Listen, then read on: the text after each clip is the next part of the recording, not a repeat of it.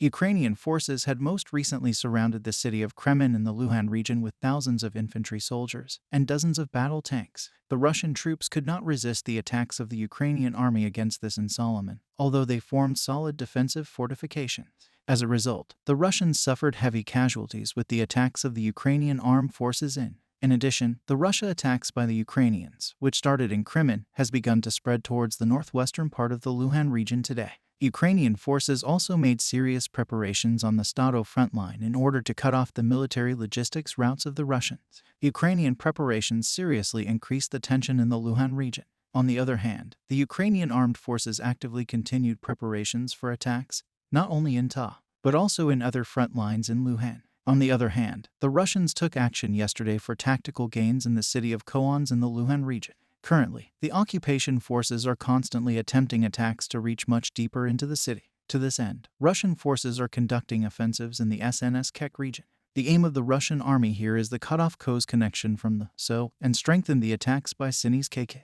But the plans of the Russians in the city of Koans and the Luhansk region seem to be stuck in the mud. This is because Ukrainian forces control a large area on the west bank of the Oska River. So, although the Russian forces tried to support their attack on the city of Koans from Sinis KK, the fact that the Ukrainians control this huge area on the Oska River is enough to trap the invading forces in Lu. Because the attacks launched by the Russian forces yesterday to seize Koans ended in failure as the Ukrainians transferred their reinforcements to the city and managed to keep the front line completely under control in the striking and violent clashes between both sides of the war in Koans. Russian troops suffered heavy losses in a mud bath. In fact, one of the reasons why the Russians suffered heavy losses in this region was that the Ukrainian forces fully supported the invading soldiers in Koans. Because just as the Russians started the attack in Koans, the Ukrainian forces' tactic of bucking the invaders worked again, and Putin's soldiers had to retreat. As a result, the Russian soldiers had to leave many of their comrades behind while leaving Copy. In addition, another main factor for the Ukrainian forces to push the Russians into the swamp in Koans was that the city is approximately 118 kilometers from the Kargil region, and that this distance is not too long to send reinforcement. According to some military sources, a large number of Ukrainian soldiers in Kiev came to the city a few days ago to defend it and to thwart the Russian attacks in the region.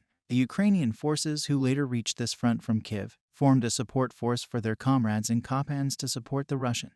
However, this has not been proven at the moment. On the other hand, if we consider these successful counterattacks by Ukrainian forces in Copy, the chances of a support Ukrainian force coming from Kaki increased considerably. However, it is not clear when these reinforcements reached Koans and which route they followed. On the other hand, the construction of pontoon bridges by the Ukrainian forces, which control the area west of the Oska River, still restricts the INM invading forces' movements in Luhan.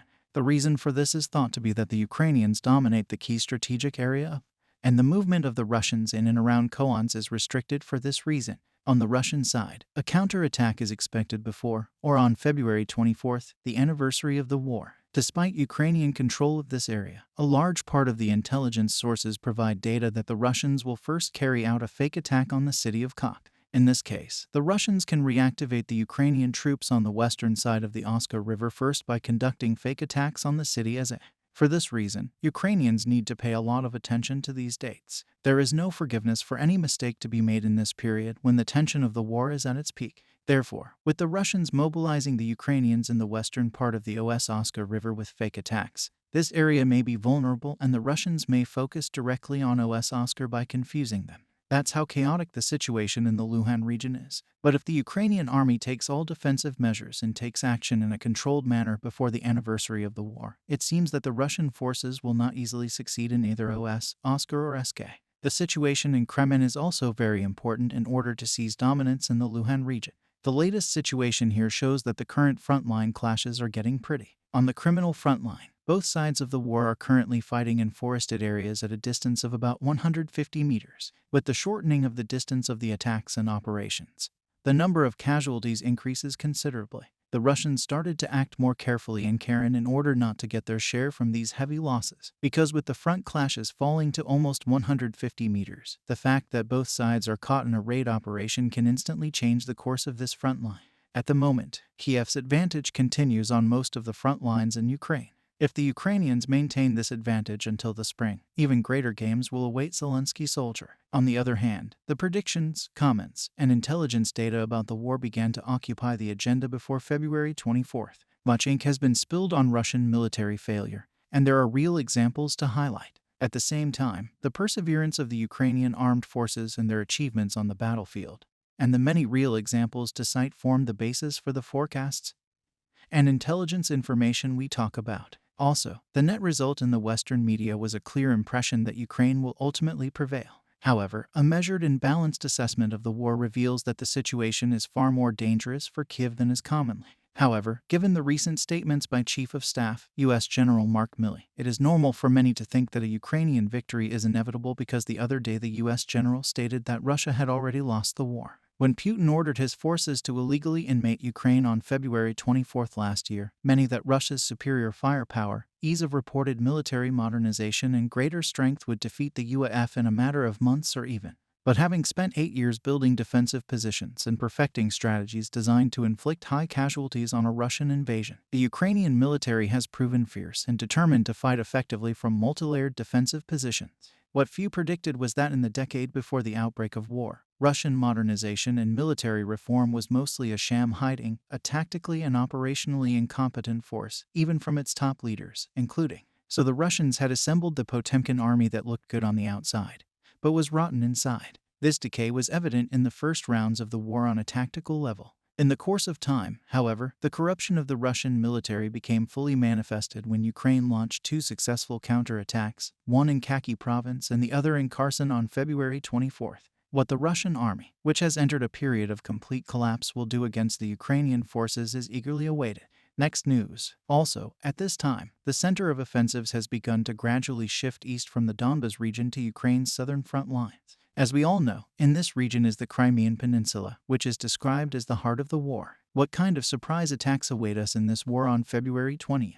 Will the strategic front of the war move from the eastern Ukrainian regions to the Crimean Peninsula? The answer to these questions is waiting for you. With all the striking details for this video content that we have carefully prepared, let's go to the heart of the war, the crime here between Ukrainian and Russian troops with the latest, accurate, and official updates. The Crimean Peninsula has now become the focus of offensive operations, airstrikes, and unexpected explosion.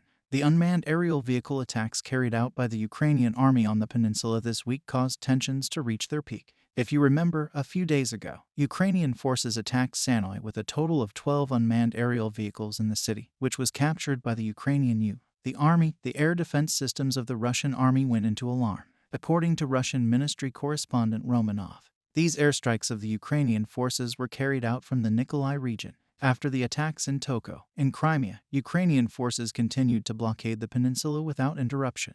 This time, the target of the Ukrainian army was the Armans region, which is very important between Kherson and Crimea, aiming to open a connection corridor between Kherson and Crimea. The Ukrainians carried out attacks that led to serious explosions in Arman. Thanks to these attacks, the connection of Russian forces with Kherson from the Crimea was seriously damaged, while the tension in the Crimean Peninsula has reached such extremes.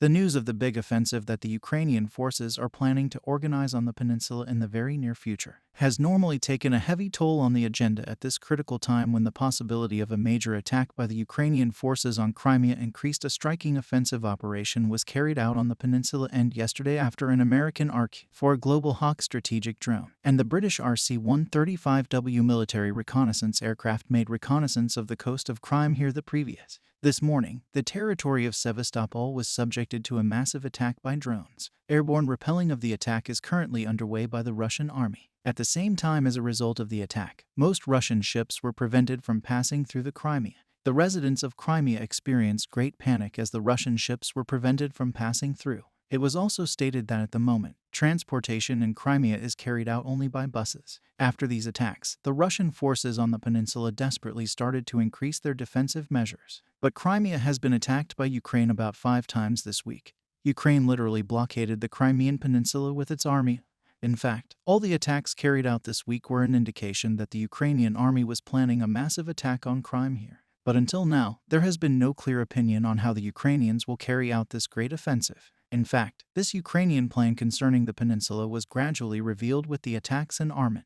As we mentioned, the Ukrainians completed the first phase of the plan by carrying out the attacks to completely control Armen and build a bridge there between Crimea and KRS. The second phase began with the attacks of Ukrainian forces on areas of Crimea where important Russian air bases are located, such as Saki, Alb, and Sevastopol, and was completed a few days ago with drone attacks in Toko. The purpose of the Ukrainian army to carry out the second stage was to determine the location of the air defense systems, which completely protect the most important Russian military bases on the P. In this way, if the Ukrainian armed forces carry out the planned major offensive in Crimea in the coming days, it is clear that they will target first places on the peninsula. In other words, when this attack happens sooner or later, the areas that Ukrainian forces will attack first in order to blockade Crimea will be Russian military air bases of key strategic importance in Crimea. Therefore, the Russians on the peninsula may encounter a major obstacle in using the air force to counterattack. When we think about it, the strategy of the Ukrainian forces is quite logical. In fact, just for this reason, the Ukrainian army, if you remember, has carried out airstrikes with a certain system in order to recapture the crime. Now each attack organized by the Ukrainians, who reshaped their entire plan, formed their own drone army and acted in a more organized manner and planned for the future is seriously important for the situation of the peninsula. It's almost as if the Ukrainian forces began to direct the course of the crime here. This situation worries the Russians. A lot. Attacks on Crimea, which created an earthquake effect, especially in the Kremlin, are closely followed by Russian leader Vladimir Putin. On the other hand, the Ukrainian attacks in Crimea, where the breaking moments of the war were experienced, greatly increased their escape from the peninsula. Residents of Crimea no longer want to be affected by the adverse conditions of these people who are experiencing socioeconomic collapse are constantly making preparations to escape from the peninsula. Moreover, the Russian administration is aware that as long as Ukrainian forces occupy Crimea, they will never be able to rebuild their economy. The possibility of this economic crisis, on the other hand, may not be limited to Crimea. If Ukrainians take over Crimea, the effects of this can be seen throughout Russia. Also, the lack of access to the Sea of Azov means that even after Mario and Burin are liberated, these areas will never again function as ports. The Black Sea Fleet would continue to disrupt and hinder trade in and out of Odessa, and the Russia's claims over its territorial waters are not. It'll deprive Ukraine of access to potential gas deposits under the Black Sea, so Ukraine has to save Crimea here. To liberate the peninsula, Ukraine will need to make it untenable for the Russian army, navy, and air force, and then occupy the peninsula. In that case, Ukraine's plan would mean starting the only two landlines of communication, connecting the peninsula to Russia by isolating the already severely damaged Kur, and the so-called long-range precision attack on land. The bridge, connecting Crimea to Russia via Mariupol and Mitopo along the Azov Sea coast, is of vital importance for crime. With Ukrainian forces targeting this transport infrastructure, it may begin to isolate Crimea from supply or movement. A large Ukrainian armored force attacking southeast in the direction of the CFAOV and penetrating the Russian linear defenses will complete the isolation of Crimea and enable the M142 high-motion artillery rocket systems launches to be deployed. In other words, Ukrainian forces can target Crimea with their long-range missiles. Precise attacks on Sevastopol will force the Black Sea Fleet to relocate to Novosibirsk, which is far less capable as a base and further away from Ukrainian cities. Also, for a clear success, the Sake Air Base on the west coast of Crimea must be completely unusable, and the logistics center in Toko in the north of Crimea should be completely targeted by the UK accordingly. Both of these facilities have been attacked before, as in the examples of Sake Air Base, which we wrote about here, or as we mentioned earlier. The air defenses have been activated for reasons that are still unclear. Once Crimea becomes untenable, Ukrainian ground forces may begin to attack south to the Isthmus of Perikho and then to the wider Crimea. All these attacks and possible attack plans in the Crimean Sea provide information on how the great offensive of the Ukrainian forces will take place, but we will see together when this great attack will take place in the coming days. Next news. The Kiev administration, which managed to survive the difficult war, first stopped its progress by keeping Russia at a certain point, and then changed the course of the war by gaining psychological superiority. Ukraine continues to protect its territorial integrity against the Russian invaders with all its might in order to survive as an independent sovereign state, and to maintain the international rules-based order, proving its strength and determination to the whole world. Ukraine wants to conclude the war. It is turned in its favor as soon as, from the beginning, Western countries, the United States, NATO, and their allies continue to provide unprecedented support to help Ukraine protect its right to self-defense, showing that it can win the war. Kiev's fate also depends on the course followed by its Western allies. In the war, both sides assess the status of a pending conflict for the past 3 months and plan their next steps. Ukraine is planning a major offensive in the spring, and the hottest period of the war is expected to be in March. Ukraine is believed to be planning deeper and more devastating attacks on Russia with drones and missiles. Ukrainian officials also believe that Russia is stockpiling weapons and equipment for its own attacks in southern and eastern. And they claim that the Kremlin will announce a partial mobilization of 500,000 this time in addition to the already called up 300,000. Putin denied that this was a possible situation, but the Russian leader had stressed the same thing a few days before last year's partial mobilization. But it is clear that another mobilization will be needed to organize escapes around Anz and Kar. Experts predict that the second Russian mobilization will be announced with a new call to coincide with the first anniversary of the war. According to them, there will be a second wave of mobilization. Even Vladimir Putin may have to make the second and perhaps third wave because Putin will have to call in at least 500,000 more soldiers to win in Ukraine. Still, military experts doubt that the numbers will be enough to defeat the Ukrainian forces. For Russia, on the other hand, the real challenge will be to adapt and professionalize the fight in the 21st century war that requires integrated infantry, armor, artillery, and air support to overcome poor logistics and achieve mutually complementary effects. Since 2014, thanks to Western training and the help of Elon Musk's Starlink satellite internet network, Ukraine has proven adept at this type of combined armed, sometimes known as fourth-generation warfare. But Russia did not do this, and faulted Russia is still trying to influence by providing much more troops on the ground.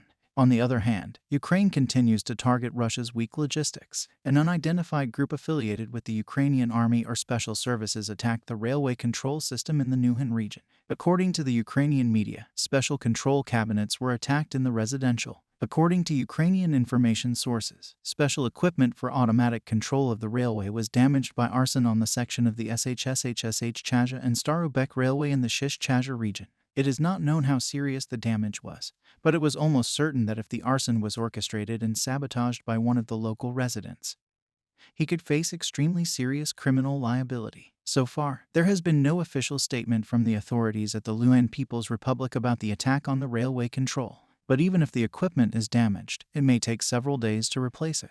This could put the Russians in a logistical collapse at this critical time.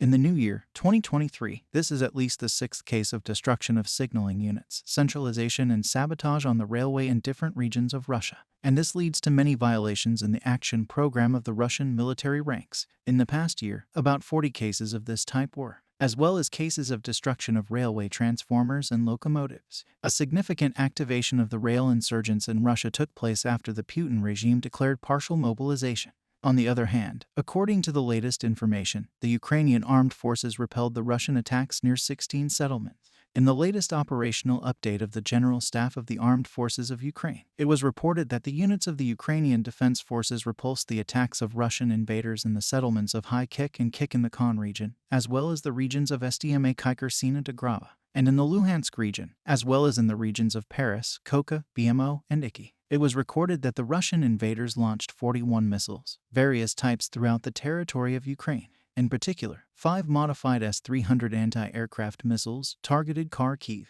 About 16 Russian missiles were shot down by Ukrainian defenders. The Ukrainian General Staff noted that the threat of Russian airstrikes and missile strikes continued throughout. Ukrainian President Vladimir Zelensky's office said in a statement, shared the other day, that Ukrainian forces repelled some Russian attacks in the eastern region of Luhansk. But the situation there remains difficult. Russia, on the other hand, announced that its troops had crossed the 2 fortified Ukrainian defense lines on the Eastern Front on the same day as the statements. The Russian Ministry of Defense stated that the Ukrainian forces had withdrawn in the face of Russian attacks in the Hans region. But Zelensky, its office, did not mention any withdrawal in its report on the fighting in eastern Ukraine. Considering that Russian Minister of State Vladimir Putin is under pressure to give news of success to his country, we can see that he's trying to create a new perception by announcing the victories he has yet to achieve, but plans to achieve. However, it seems like it would be a big mistake to ignore the influence of, which is preparing for a possible Russian attack. It goes without saying that Western military aid has been the lifeblood of Ukraine's war effort and convinced the country's president, Vladimir Zelensky, to both provide sophisticated weapons systems and Western leaders to provide tireless diplomacy. And this happened despite understandable suspicions that arming Ukraine was declared by the Kremlin as proof that what was inevitably planned as a limited military exercise in Ukraine had turned into a conflict between Russia and NATO. It is a well-known fact that morale on the Putin front is low, and in many cases the equipment is inadequate. If we look at how the last 12 months have passed for the Russian military, None of this points to a highly motivated fighting force. Russian forces now want to show their presence by launching attacks on Ukraine with missiles and drones. But Zelensky in his statement on the attacks said that with each such missile attack, Russia only drags itself into a deeper stalemate. He commented that his missiles are getting less and less. It was very decisive for us to see the course of the war as Russia got into a dead end by losing very important losses, and the Ukrainian forces increased their influence by renewing their military resources necessary to advance in many areas day by day. But whatever happens, everything for Ukraine to win depends on providing the equipment it needs to strengthen its offensive capability.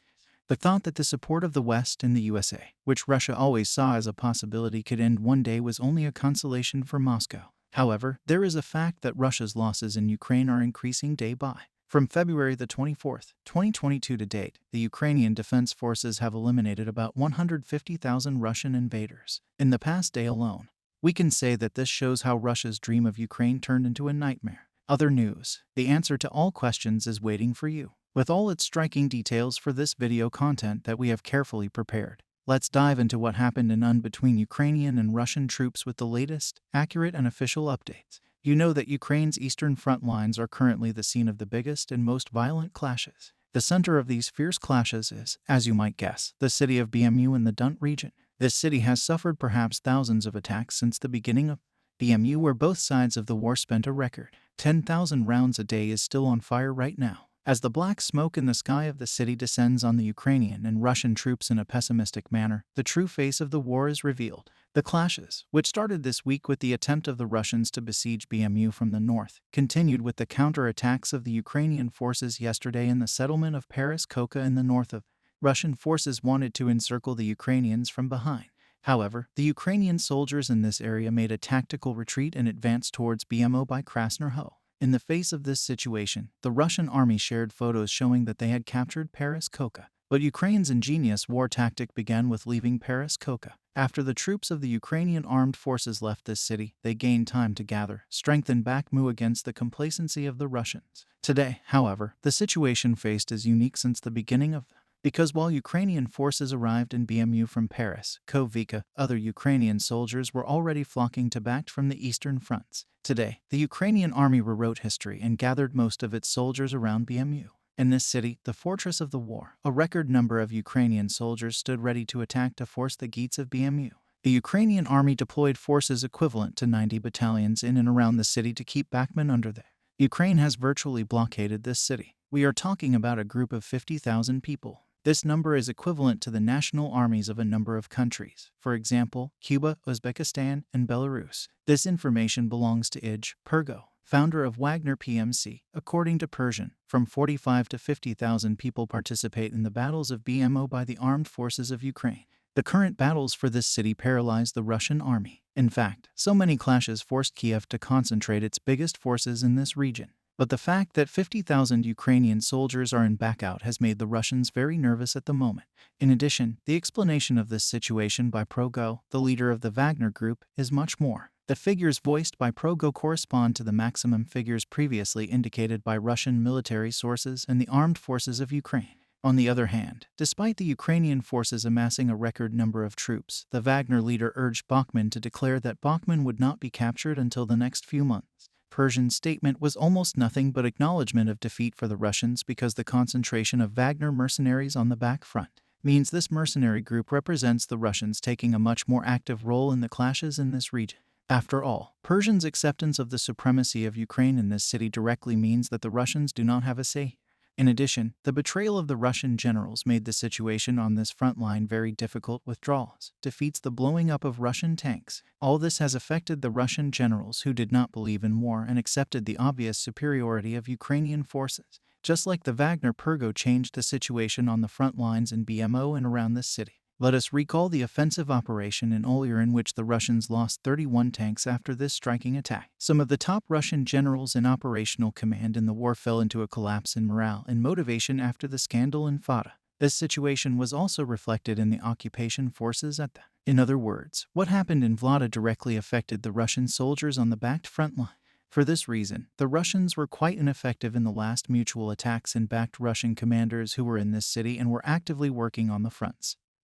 sometimes left their troops behind, leaving them to die. Similar examples took place within the Russian army in the city of Bakhmut this week, although these negativities within the Russian army seem acceptable due to fear and anxiety, they have greatly affected the fate of the front lines in Bakhmut. At the moment, Russian leader of Vladimir Putin, on the other hand, began to put into action plans for retaliation in the face of the military preparation of the Ukrainian army in Bakhmut. Russian troops in the eastern region and mercenaries of the Wagner Group also began to flock to the city of BMO in this city where there was complete chaos and confusion. The 41-kilometer front line turned into a hell again, with the Russians sending their soldiers to Bakhmut intensively. But despite the fact that the Russian army has concentrated most of its troops on the eastern Ukrainian fronts in BMO, the numerical advantage is still in favor of the Ukrainian forces. For this reason, the Ukrainian armed forces control almost 87% of the city of BMO.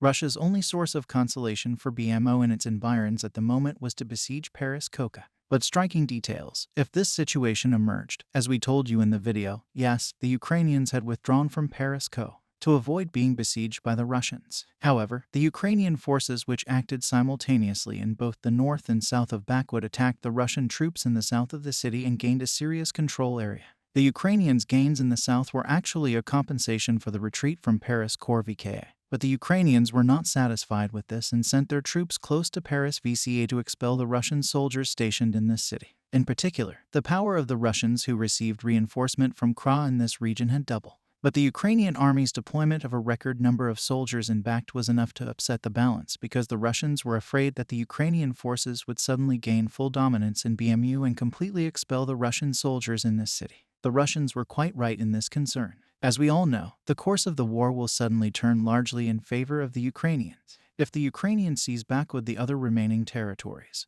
That is, they declare that they have gained complete dominance in this. Here you see how important Bakhmuters become, which hasn't made much sense for a long time. Bakhmut is currently seen as the key to Donetsk and even to Donbass in general. And not only the Ukrainians admit this, but also the occupying Russian forces. However, it is not possible for Putin to reach this key at the moment. If the Ukrainians reach this key, they can open the door to war, namely Crimea. In short, beside that wins Bakhmut in the eastern part of Ukraine can seize the peninsula in the south.